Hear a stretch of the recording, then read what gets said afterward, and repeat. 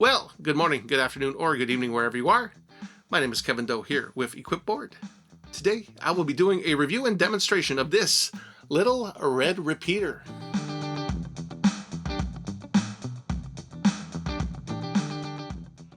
The pedal that I'm holding here is the Boss RC-5 loop station. This pedal is part of Boss's line of loop station pedals, ranging from the very simple RC-1 all the way to the very huge and rather fun RC-600. Now, like the RC-1 that we have previously reviewed on this channel, the Boss RC-5 manages to pack a lot of functionality into a small compact pedal. However, the RC-5 presents a huge number of upgrades compared to the RC-1.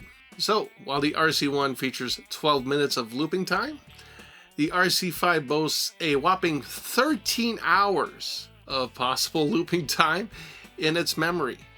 As far as connectivity goes, we have your standard stereo in and stereo out, so you can use this with a variety of different instruments, be it guitar, bass, you're using keyboards in stereo, drum machine in stereo, anything that you want to have repeat over and over again, you have the option to connect it either in mono or stereo. You also have a stop and memory shift jack, which allows you to connect any number of different switches, expression pedals, stuff like that, which all can be assigned within the internal settings to allow you to control different functionalities of the pedal. On top of that, if we look to the front, we have the standard 9-volt DC jack, allowing you to power your pedal with any 9-volt DC adapter that is made to power a guitar pedal. You also have MIDI in and MIDI out capability. So if you want to incorporate this with your MIDI switcher or any number of MIDI devices, you can do it by connecting these two jacks right here. You will need, however, the little dongle that goes from 1/4 inch to 5-pin DIN connection in order to use it. We also have a USB port, which will allow you to back up anything that's saved to memory on this pedal onto your computer, as well as load in different loops that you may have on your computer onto the pedal. You can also power this pedal by simply unscrewing the little screw right here, opening up the flap, and like with every Boss pedal, battery clip is found just underneath. And let's not forget that this is a Boss pedal, which means that the enclosure is practically bulletproof and will likely survive a nuclear holocaust. So this pedal is basically controlled by these 4 buttons and this one knob, each of them able to perform a variety of tasks and manipulate a number of different settings. For the first 2 buttons, we have a tempo button and an on-off button, which controls the onboard rhythm tracks. This pedal also doubles as a drum machine. However, we're not talking about just a simple boom chick. This pedal contains 7 different drum sounds, including 57 different beats, each of them with 2 variations. So if your drummer can't make a gig, you can probably get away with just using this. The next 2 buttons, which are the setup button and the memory button, control a number of different settings found within the pedal, allowing you to change functionality, assign different functions to the control pedal, which could be plugged into this little jack right here. MIDI functionality, fade in, fade out, how overdub mode works, just a whole plethora of different options to help you get your looping game down. We also have a memory button that allows you to control these settings for the onboard memory, and by pressing the setup and the memory button at the same time, you are actually able to save a loop that you're recording into this pedal into one of the 99 different memory slots found on board. So if you have made yourself a great little loop and you want to hang on to it, now you can. We also have this rotary dial, which doubles as a select button, which allows you to scroll through the different memory slots, adjust the level of the loop on the fly, so if you want to make the loop louder or quieter, as well as help you navigate the different menus found within the pedal.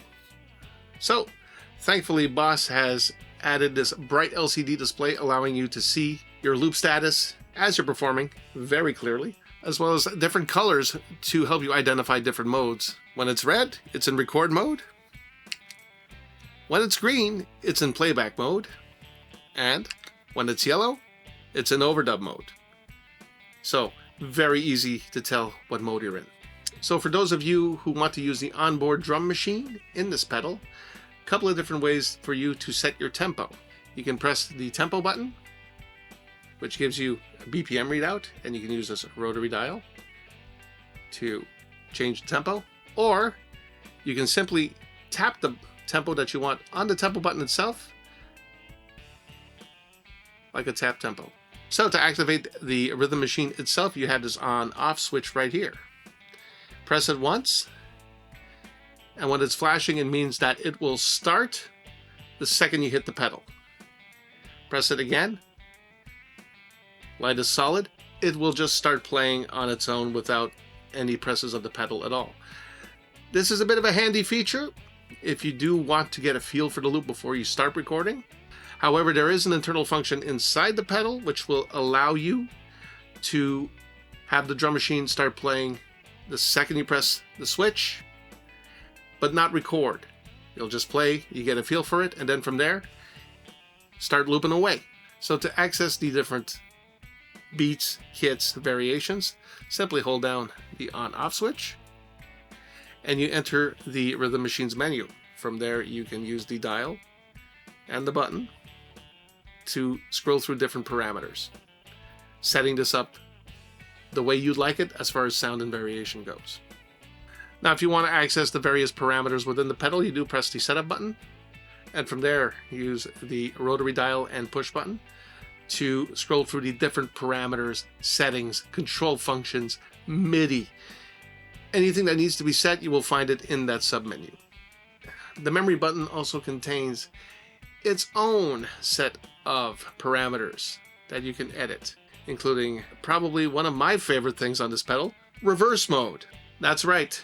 Unlike the RC-1, the RC-5 will allow you to play your loops in reverse, which is a very, very trippy thing, if I do say so myself.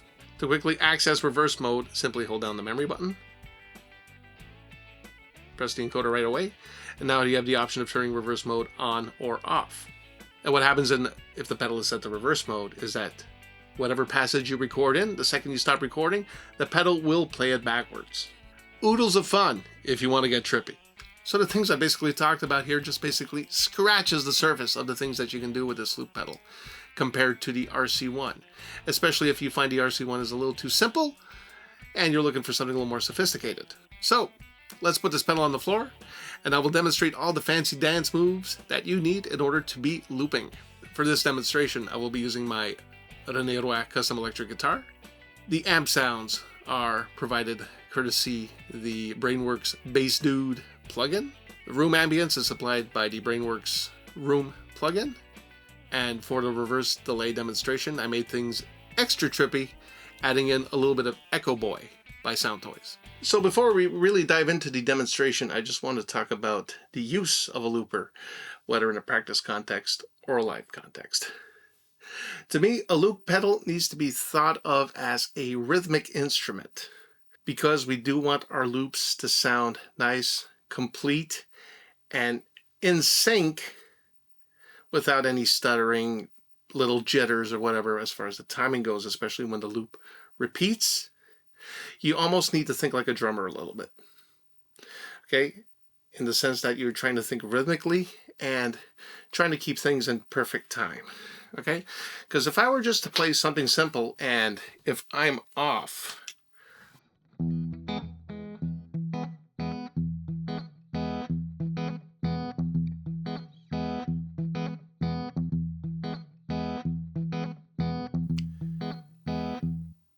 you hear as the loop recycles itself, you get that little where the timing is off, as compared to, say, if I were to try to nail the timing this time.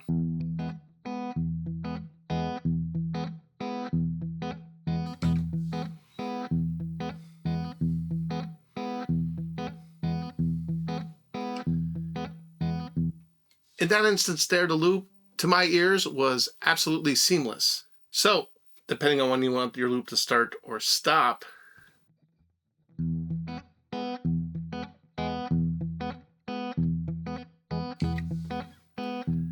to use the two-hit stop feature, You also need to think rhythmically in order to stop it perfectly in time. 1, 2, 3, 4, 1. So I would do the first stomp of my stop procedure either on 4 or the end of 4. 1 and 2 and 3 and 4, and with the second one landing directly on the 1, like this. 1, 2, 3, 4. Stopping in time. This does take a little bit of practice to get your sort of like your rhythm chops up in your foot and to really nail your timing down. But once you do nail it, the looping world is a fun place to play in. Now, just like the RC1, the RC-5 is a 1-button looper. However, you can expand it by adding a control pedal or an expression pedal into the control jack and assign that control pedal or expression pedal to any number of parameters within the pedal itself. However, if you're just using it straight out of the box, but because this is a 1-pedal looper, there are certain combinations of stomps that will trigger certain events at certain times. So for example, if I hit the pedal once, the pedal starts recording. Once I hit the pedal again, it stops recording, and whatever passage I just recorded into the pedal will loop continuously. And this is where it's very important, especially on that first loop, to get your timing down as close as possible. Here's a little loop.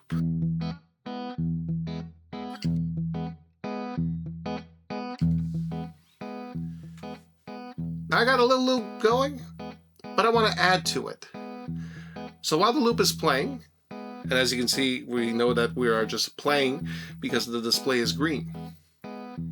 If I hit the pedal again while it is playing, the display will turn yellow, indicating that I'm in overdub mode, which means I can record stuff on top of what I just did. Like so.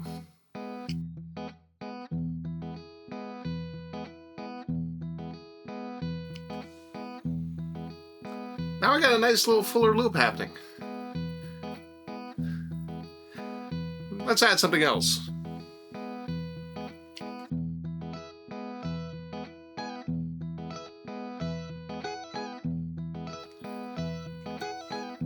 Okay, so I'm not too happy with that. So rather than stopping the loop and starting over, I'm able to undo what I just did. So while the pedal is playing, or while it's in overdub mode, what I'm going to do is hit the pedal and hold it for 2 seconds, and it'll undo the last bit that I've added. Now it's gone. So I can add it again and try again.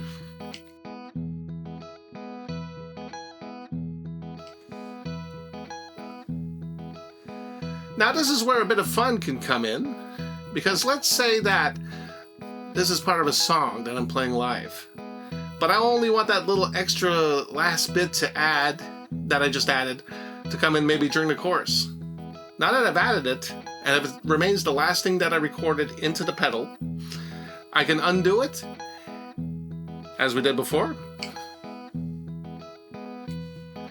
However, it's still stored in memory, so if I wanted to bring it back, all I need to do is hit the pedal and hold it down for another 2 seconds, and it'll redo what I just did.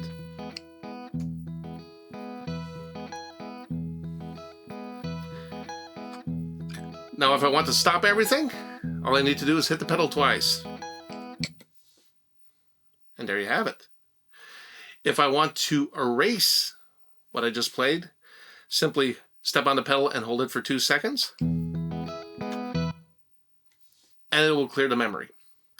Now, if you are using this during a live performance and you've stopped the loop, you do have a slight problem, because if you want to hold it down to erase it, the second you stop on the pedal, the loop will start playing. Okay, so one of 2 options: you kill the volume on your guitar completely after the loop pedal, clear it and then turn it back up, or you can time it to stop and erase at the same time. Okay, so I'm going to play something in real quick, and when I want to stop it, I'm going to do the 2-stop stop procedure, and on the second one, that's when I'm going to hold my pedal down for 2 seconds in order to erase the loop. So here we go.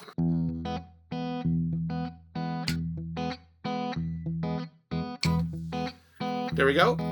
So now song's over. I'm going to stop and erase at the same time. 1, 2, 3, 4. Hold it down. Memory is erased. And I'm able to start again.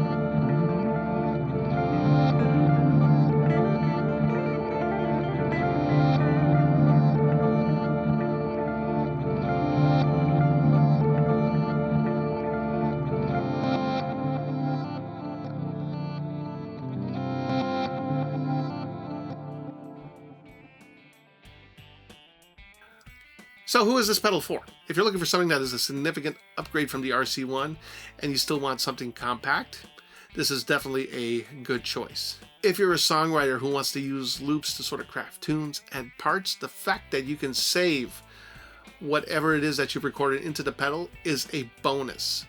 That way you can write something, create something, and never have to worry about forgetting about it. If you're a live performer, the onboard rhythm machine is a lot of fun. And if you're the kind of performer who doesn't want to necessarily build loops live in front of an audience, the fact that you can load and store loops in the pedal means that during a performance, load up the right memory slot, hit the button, and you're off to the races. If you're also somebody with a MIDI switcher who wants to take advantage of your MIDI switching capabilities to control a small looper built into your pedal board, this is definitely a good choice. Now, for those of you who are new to looping, this pedal is a lot of fun, but I will say that there is a bit of a learning curve getting through all of the sub-menus inside the pedal in order to access the features you want. If this is too much for you, and let's face it, for some people it probably is, I would definitely recommend the Boss RC-1 loop pedal, which we've done a video for previously. The functionality in the RC-1 is the same as the RC-5 as far as the stomps go in controlling your loop. However, it is a much simpler pedal for those of you who want to start out. So, if you've enjoyed our video, why not give it a like? Do share it with your loop pedal loving friends. Don't forget to subscribe to our YouTube channel. And if you are subscribed, or you just subscribed, don't forget to hit the notification bell so that you are notified of new videos the second they become available. And hey, here I am jumping in again real quick to give a special shout out to Steve's Music Store in Ottawa, Ontario, Canada, for lending me the Boss RC-5 for this demonstration. Do check them out at stevesmusic.com. We've hoped that you've enjoyed this review and demonstration of the Boss RC-5 Loop Station pedal. Once again, for Equipboard, my name is Kevin Doe. Thank you very much for watching, and we'll see you in the next video.